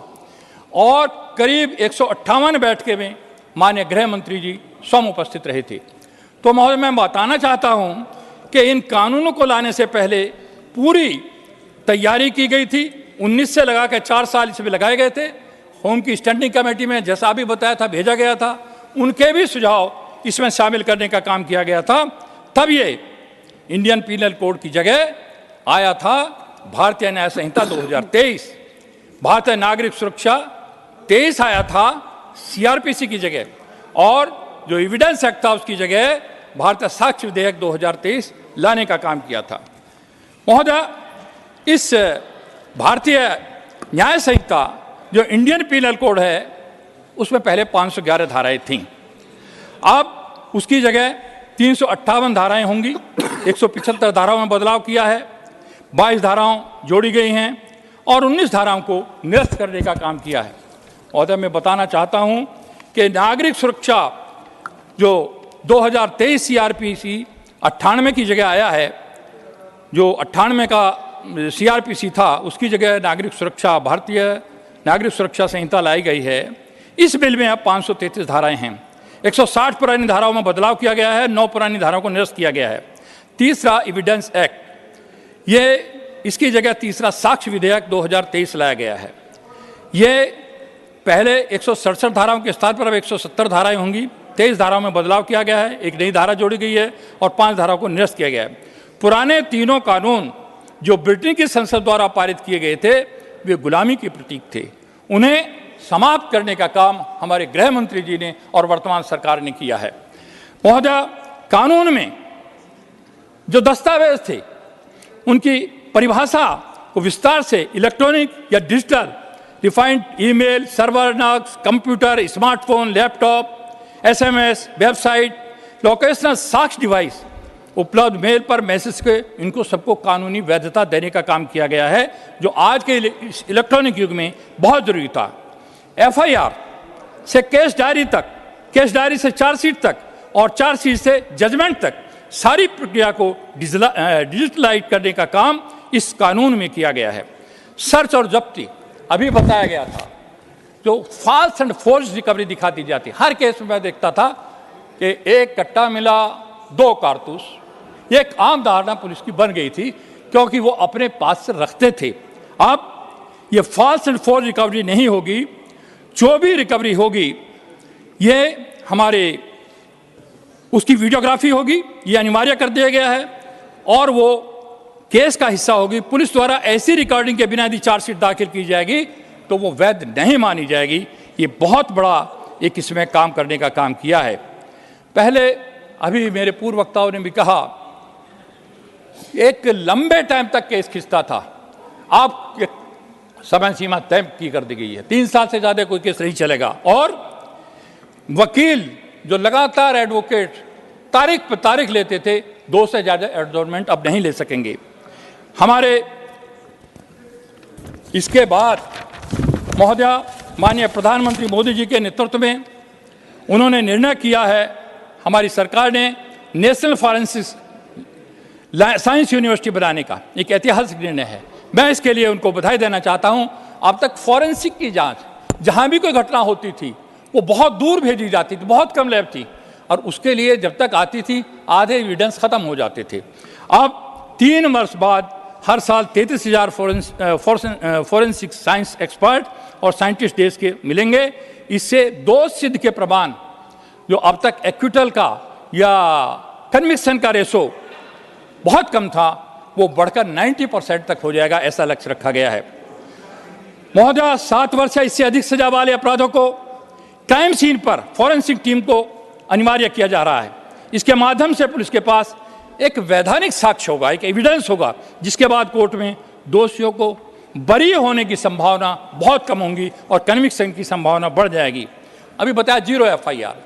आमतौर पर हम देखते हैं 2 थानों की सीमा के बीच में या 2 जिलों के बीच में कोई क्राइम होता है, हीनियस क्राइम होता है, पुलिस वाले FIR नहीं लिखते, इस पर लड़ते रहते हैं, मेरी सीमा में नहीं है, इसकी सीमा में है, और तब तक वहां से सबूत खत्म हो जाता है, मुलजिम फरार हो जाता है। अब इसको 0 FIR शुरू करने का निश्चय किया है। अपराध कहीं भी हो, जिस थाने में रजिस्टर करना चाहेंगे वहीं हो जाएगा। सीमा का विवाद को लेकर हीनियस क्राइम की FIR कई घंटे डिले होती थी, अब नहीं होगी। पहली बार FIR का प्रावधान भी जोड़ा गया है। हर जिले में एक थाने में ऐसा पुलिस अधिकारी नामित किया जाएगा जो गिरफ्तार किए गए व्यक्ति के परिवार को गिरफ्तारी की सूचना ऑनलाइन और व्यक्तिगत रूप से देगा। यौन उत्पीड़न में पीड़िता का बयान अनिवार्य कर दिया गया है। इस उत्पीड़न के मामले में बयान की वीडियो रिकॉर्डिंग की जाएगी और इसको भी अब कंपलसरी कर दिया गया है कि बयान पीड़िता का वो वीडियो रिकॉर्डिंग होगी। पुलिस को 90 दिनों में शिकायत का स्टेटस और 15 दिन में वादी को स्टेटस देना अनिवार्य होगा।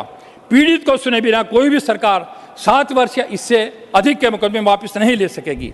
महोदया 3 साल तक की सजा पाने वाले केस की समरी ट्रायल होगी। पहले 2 साल था। समरी ट्रायल का मतलब है, समरी ट्रायल और वारंट ट्रायल। समरी ट्रायल का मतलब है कि सत्र न्यायालयों में जो केसेस हैं उनकी संख्या घट जाएगी, लगभग 40% तक घट जाएगी। इससे बोझ कम होगा और हीनियस क्राइम को तय करने में सत्र न्याय को समय मिल जाएगा, छूट मिल जाएगी। चार्जशीट दाखिल करने की समय सीमा भी 90 दिन होगी। परिस्थिति देखकर अदालत चाहे तो परमिशन 90 दिन की और दे सकती है। 180 दिनों में इन्वेस्टिगेशन समाप्त हर हालत में करना होगा। अब तक देखते थे 2-2, 3-3 साल लग जाते थे केस को, इन्वेस्टिगेशन को पेंडिंग हुए। कोर्ट अब आरोपित व्यक्ति को आरोप तय करने का नोटिस 60 दिनों के अंदर देने के लिए बाध्य होगा। बहस पूरी होने के 30 दिन के अंदर न्यायालय को जजमेंट देना होगा। अब तक क्या होता था, 3 महीने निकल गए, जजमेंट नहीं हुआ, 3 महीने बाद दोबारा सुनवाई करते थे, आर्गूमेंट दोबारा होंगे, और इस बीच में यदि न्यायिक अधिकारी का ट्रांसफर हो गया तो नया आएगा, नई सुनवाई करेगा, तो सालों साल केस रखते। अब ये नहीं चलेगा। अब इसका तय कर दिया गया है कि हर हालत में ये बाध्य होगा अब कि 7 दिनों में ऑनलाइन उपलब्ध कराएगा। पुलिस अधिकारी या सिविल कोर्ट के स्टेटस, ये दूसरा मामला है। 180 दिन में इन्वेस्टिगेशन समाप्त हो गया, समाप्त करना ही होगा। कोर्ट अब आरोप व्यक्ति को आरोप तय करने का नोटिस 60 दिनों के अंदर देने के लिए बाध्य होगा। बहस पूरी के होने के 30 दिन के अंदर जजमेंट देना भी बाध्य होगा। 7 दिनों में ऑनलाइन जजमेंट उपलब्ध कराया जाएगा। अब तक क्या था, सवाल डालेंगे जी, 15 दिन में, 20 दिन में जजमेंट की कॉपी मिलेगी। अब 7 दिन में घर पर ऑनलाइन जजमेंट पहुंच जाएगा। ये होगा। पुलिस अधिकारी या सिविल कोर्ट के विरुद्ध ट्रायल के लिए जो आईएएस ऑफिसर हैं, आईपीएस ऑफिसर हैं, इनके लिए परमिशन नहीं देती, जो सरकारी अधिकारी की हैं। सरकार को 120 दिनों तक अनुमति देने पर फैसला करना अनिवार्य होगा, अन्यथा इसे डीम्ड परमिशन मानकर ट्रायल शुरू कर दिया जाएगा। शादी, रोजगार, पदोन्नति के झूठे वादे करके गलत पहचान के आधार पर यौन संबंध बनाने के अपराध को भी श्रेणी में लाया गया है। गैंग रेप के सभी मामलों में 20 साल की सजा या आजीवन कारावास इसको कर दिया गया है। महोदय, मैं इतना कहना चाहता हूं, 18 वर्ष की कम आयु की बच्चों के साथ अपराध के मामले में मृत्युदंड का प्रावधान किया गया है। मॉब लिंचिंग बहुत बात करते थे। एक हमारी विपक्ष के नेता, एक यहां हुआ था बटाला कांड। बटाला कांड में एक उग्रवादी, आतंकवादी मारा गया था। वो था आजमगढ़ का रहने वाला। तमाम विपक्षी पार्टी के नेता उसके घर गए जैसा कोई तीर्थ स्थल हो, और उसी में महेश चंद्र शर्मा इंस्पेक्टर भी शहीद हुआ था। और एक मुख्यमंत्री, अभी भी बंगाल के मुख्यमंत्री हैं, उन्होंने तो बयान दिया था कि यदि ये आरोप सही हुआ कि आतंकवादी है तो मैं इस्तीफा दे दूंगी। लेकिन नैतिकता के नाम की कोई चीज़ इनके पास है नहीं। मैं ये कहना चाहता हूं कि ऐसे मामलों मॉब लिंचिंग, बिसाड़े का केस हुआ था, सारे नेता उनके पास पहुंच गए थे ऐसों में, लेकिन उन्होंने कानून कुछ नहीं बनाया था। आज 7 वर्ष आजीवन कारावास और मृत्युदंड तक का प्रावधान हमारी इस सरकार ने किया है, पहली सरकार ने कुछ नहीं किया था। महोदय, मोबाइल फोन या ये चैन स्नैचिंग का, इसके लिए कोई कानून नहीं था। अभी बताया, चोरी, थ्रेट इसमें आता था। इसके लिए भी प्रावधान करने का काम किया है। बच्चों के अपराध करने वाले व्यक्ति के लिए सजा को 7 वर्ष से बढ़ाकर 10 साल और जुर्माना भी करने का काम किया है। राजनीतिक लोग कितना भी क्रिमिनल हो, अपने लोगों की सजा माफ करने का बहुत एक चलन था। तो इसको भी हमारी सरकार ने, मैं अमित शाह जी, माननीय गृह मंत्री जी को बधाई देना चाहता हूं, उन्होंने किया है कि कोई भी सरकार हो इसे ऐसे माफ नहीं कर सकेंगे सजा को। हाँ, राजनीतिक फायदे के लिए उपयोग करने के बड़े मामले सामने देखे गए। अब मृत्युदंड को, यदि मृत्युदंड है, आजीवन कारावास में बदल सकते हैं। आजीवन कारावास को 7 वर्ष और 7 वर्ष की सजा को 3 वर्ष, 3 वर्ष की काटनी ही होगी, किसी को भी छोड़ा नहीं जाएगा। ऐसा प्रावधान वर्तमान सरकार ने किया है। आतंकवाद की व्याख्या की है।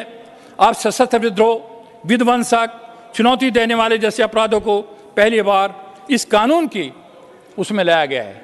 अब राजद्रोह को समाप्त कर देशद्रोह में शामिल करने का काम किया गया है।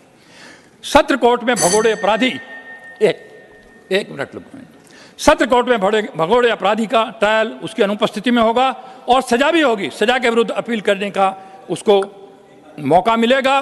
कानून में 313 बदलाव किए गए हैं जो हमारे क्रिमिनल जस्टिस में एक अमूलचूल परिवर्तन कर लाएंगे और अधिकतम 3 वर्ष से अधिक किसी को भी न्याय मिलने में नहीं लगेगा। तो ऐसे अमूलचूल परिवर्तन किए गए हैं जो 150 वर्ष से पेंडिंग थे। आज करीब उनको इंतजार था। माननीय मोदी जी के नेतृत्व में सरकार आई तो उन पुराने कानूनों को सजा हुई, एक्विटल हो गया, लेकिन 4 साल से तो जेल में पड़ा है, उसकी 4 साल का कौन जवाब देगा। तो इसलिए विद इन टाइम चार्जशीट हो, विद इन टाइम ट्रायल हो, विद इन टाइम जजमेंट हो और जजमेंट की सूचना तुरंत मिल जाए 7 दिन के अंदर और सजा, इसमें कन्विक्शन रेशो बढ़ेगा, न्याय मिलेगा। यदि निर्दोष है तो उसको अपील का मौका मिलेगा। सारे प्रावधान किए गए हैं। बहुत बहुत धन्यवाद। जय हिंद, जय भारत। श्रीमती सुलता देव, you have 16 minutes.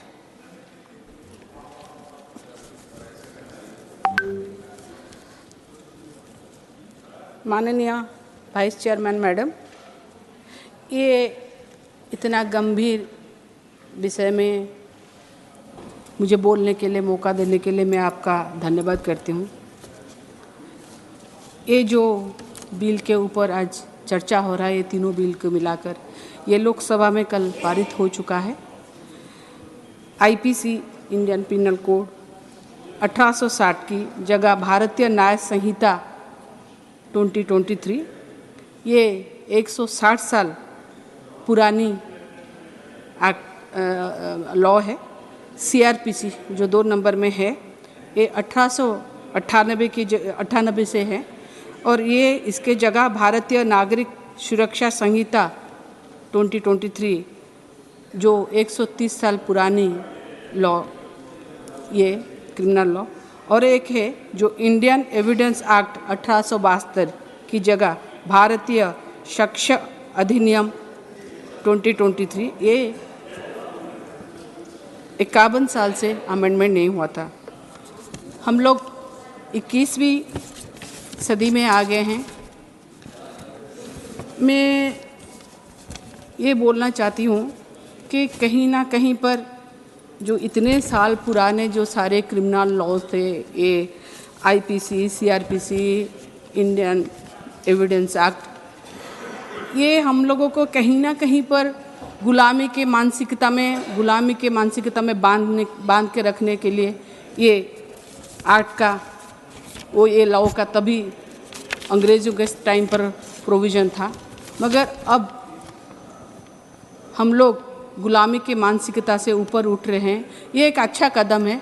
मैं मेरे पार्टी बीजू जनता दल से ये बिल को समर्थन करती हूँ।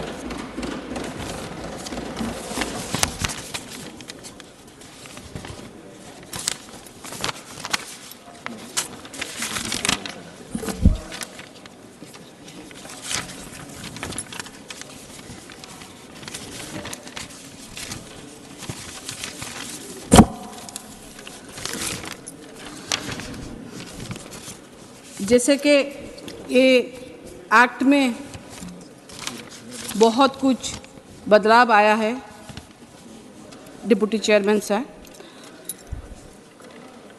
मगर मैं एक महिला हूँ, महिला के नाते मैं साक्षी हूँ। ये नया सदन जो मातृशक्ति बंधन अधिनियम को भी पारित किया है, ये सदन में ये जो बिल आज आया है इसमें महिलाओं को भी गुरुत्व दिया गया है। मैं इसके लिए भी तहे दिल से शुक्रगुजार हूँ। मगर मैं और एक बात कहना चाहती हूँ कि हम लोग गतिशीलता को ज़रूर स्वागत करते हैं, मगर ट्रांसपेरेंसी भी सभी चीज़ों में होना चाहिए। अगर ट्रांसपेरेंसी ना हो तो फिर लॉ का कहीं ना कहीं पर दुरुपयोग होता है।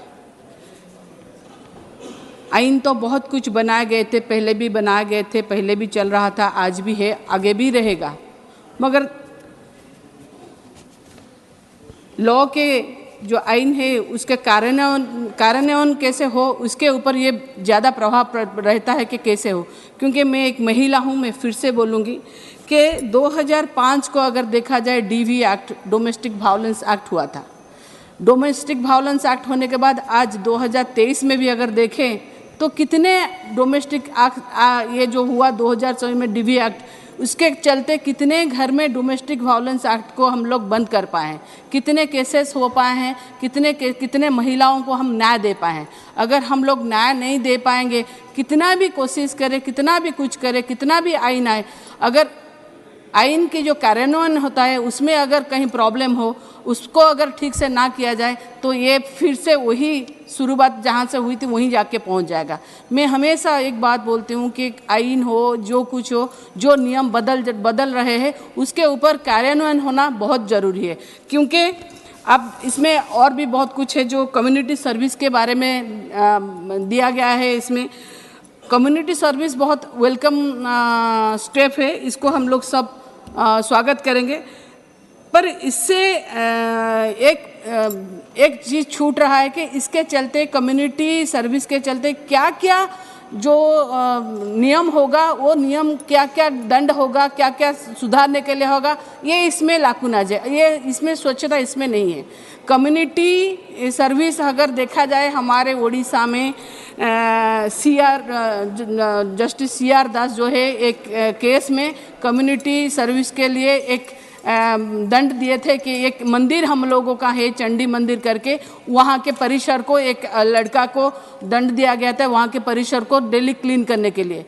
ऐसा देखा जाए तो अमेरिका में भी एक क्राइम में कम्युनिटी सर्विस में दिया गया था कि आप गांधी जी के फिल्म को कम से कम 4 बार देखिए कि उसमें परिवर्तन हो। इसमें अगर ये प्रावधान है तो ये परिवर्तन कैसा हो उसको भी मद्देनजर रखना चाहिए कि उसमें किस तरह से स्लैब दिया जाए कि क्या क्या होना चाहिए।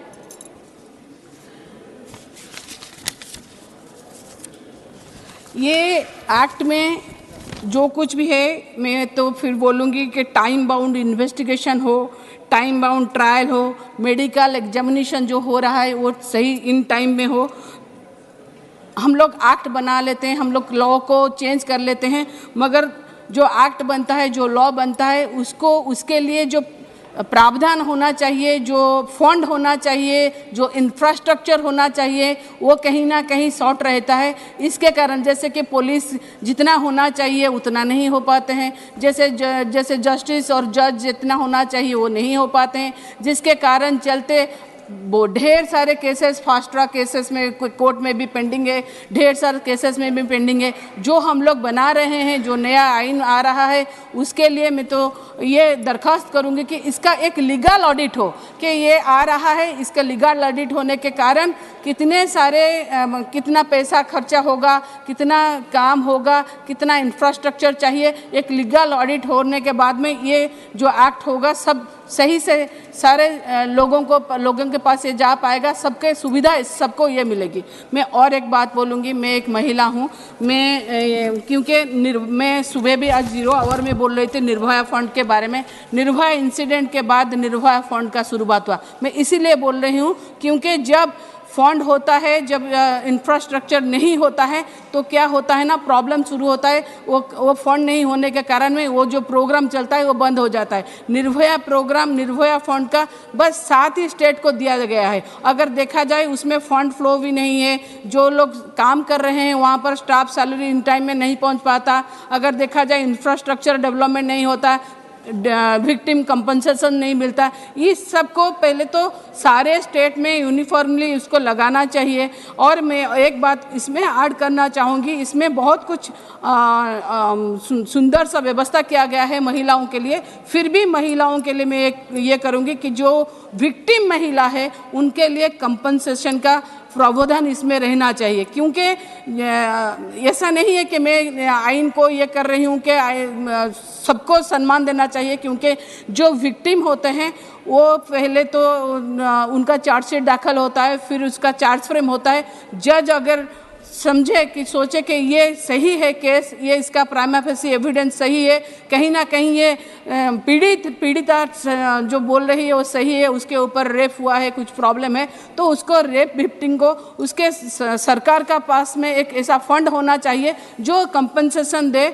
अगर ऐसा भी प्रावधान होना चाहिए ट्रायल बेसिस में, अगर कहीं पर गलती नज़र आया कि यह केस गलत है तो फिर उसके बाद में उससे वो फंड भी वापस लिया जा सकता है, और वो भी नेशनलाइज बैंक का इंटरेस्ट के साथ। ऐसा प्रावधान होना चाहिए। और जो देखे अगर ऐसा कोई दंड भी रखना चाहिए, जो महिलाएं गलत तरह से ये आइन का दुरुपयोग करेंगी तो अगर उसके लिए अगर कोई दंड रहेगा तो आगे चल के महिलाएं झूठा केस भी नहीं देगी। ये इसके लिए प्रावधान होना चाहिए। और एक बात मैं बोलूँगी सर, 2 मिनट में मैं, मेरे सर कितना टाइम है? करिए, दूसरे स्पीकर भी हैं आप। सर मेरा कितना टाइम है सर? आपका टाइम तो 8 मिनट था, खत्म हो गया। मैं और 2 मिनट में, 1 मिनट में, एक मिनट में मैं कंक्लूड कर रही हूँ सर। मैं और एक बात बोलूँगी, हम ये जो पृथ्वी है इसमें सबका रहने का स्थान है, इंसान को भी है और पशुओं को भी है। हम लोग इंसान के लिए भी एक्ट बनाते हैं, पशुओं के लिए भी एक्ट बनाते हैं, मगर कहीं ना कहीं मुझे लगता है कि एनिमल क्रूएलिटी एक्ट में इसमें ज़्यादातर देना चाहिए, क्योंकि जो देखा जाए तो जैसे कि एनिमल के ऊपर भी जो ऑफेंस होता है, जो रेप भी हम लोग देखे कि लास्ट ईयर 400 केसेस ऐसे रजिस्टर्ड हुए हैं, और देखा जाए तो ऐसे भी डेड बॉडी को भी नहीं छोड़ते। इसके लिए ऐसा प्रावधान होना चाहिए कि एनिमल क्रूएलिटी एक्ट को ज़्यादा से ज़्यादा किस तरह से जो एनिमल के ऊपर क्रूएलिटी हो रहा है उनके ऊपर अगर नियम कड़ाकड़ी हो तो उनको भी राहत मिलेगा। मैं सोचती हूँ कि ये सरकार के तरफ से जो आया है बहुत सुंदर नियम आया है, ये इसको मैं समर्थन करती हूँ। जय जगन्नाथ, वंदे उत्कल जननी। धन्यवाद Shrimati Sulata Dev ji. Honourable doctor M थम्बेदुरई ji, 9 minutes. Thank you, Deputy Chairman, sir. I am always happy. Former Deputy Speaker Lok Sabha speaking before the Deputy Chairman of the Rajya Sabha. I am always opportunity. When I am going to you are the chair, I am the lucky man. I think you will give sufficient time to express my views. Equally happy to listen your inputs. Thank you, sir. But this bill is different from. No. Sir, we are elected. We are representative for people. We have to give something time to express our views. That is all. Sir, thank you very much, sir. Mr. Deputy Chairman, sir, I rise to speak on the 3 bills that the Honorable Union Minister placed before this House to replace the age-old provisions of the IPC, CRPC, and Indian Evidence Act. Sir, I want to accept the views expressed by Honorable Member yes, Niranjan Reddy. When he concluded, he spoke certain things regarding, especially the name. When we are putting Bharat Nyaya Sanihita, Bharatiya Nagarika Suraksha Sanihita, Bharatiya Saksha Sanihita, like that, when you are putting this language, you put in English also. That is what requested. My request also same way, that we cannot, even a colonial period, what we are doing, we are going telling, is a part of the thing which this language also now we are using here. Therefore, whenever the courts also debates are taking, on English only taking place. Hindi also some states are there, Same way, I am also requesting through you, sir, let the government come forward to see that Tamil language can be used in High Madras High Court, district courts, wherever proceedings are taking place in Tamil Nadu.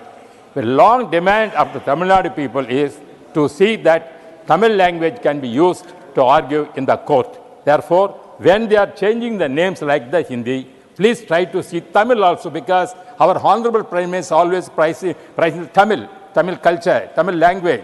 This is one of the ancient language in the world, he says. Therefore, to honor that language, Tamil language, let the government come forward to see that Tamil can be used in all the courts in Tamil Nadu, sir. And also, former Chief Minister of Tamil Nadu, Puratchi Thalaivi Amma Jayalalitha, during her period in the legislature of Tamil Nadu, passed a resolution to rename Madras High Court as Tamil Nadu High Court. That is a long demand still. Because there is, sir, that Tamil Nadu, Madras province is, that is gone. Therefore, Calcutta province gone, Bombay province gone. Therefore, when Karnataka High Court is there, Kerala High Court is there, Andhra High Court is there, Gujarat High Court is there, like it, why can't the Tamil Nadu High Court can be named like that? It is not meant for Madras. Madras is no more. Chennai is the name now. Therefore, what is the name of keeping Madras? Therefore, that is requesting, sir. Now I am going to the point regarding, sir. Sir, these three important acts, bills, concerning the everyday lives of the citizens of this country, the government is trying to bring these laws on par with the prevailing situation in other countries of the world. Taking the first bill, Bharatiya Nyaya Sanhita, which replaces IPC, I would say that IPC 1860 is the principal law on criminal offences in India. Over the years, IPC had been amended number of times to add new offences in its fold. In the past, several reports of the Law Commission have recommended amendments to the IPC on the subjects like offences against the women for adulteration and death penalty, etc. As a former law minister, sir, I know where I preside over and Vajpayee government, I know how many law commissions have given so many amendments.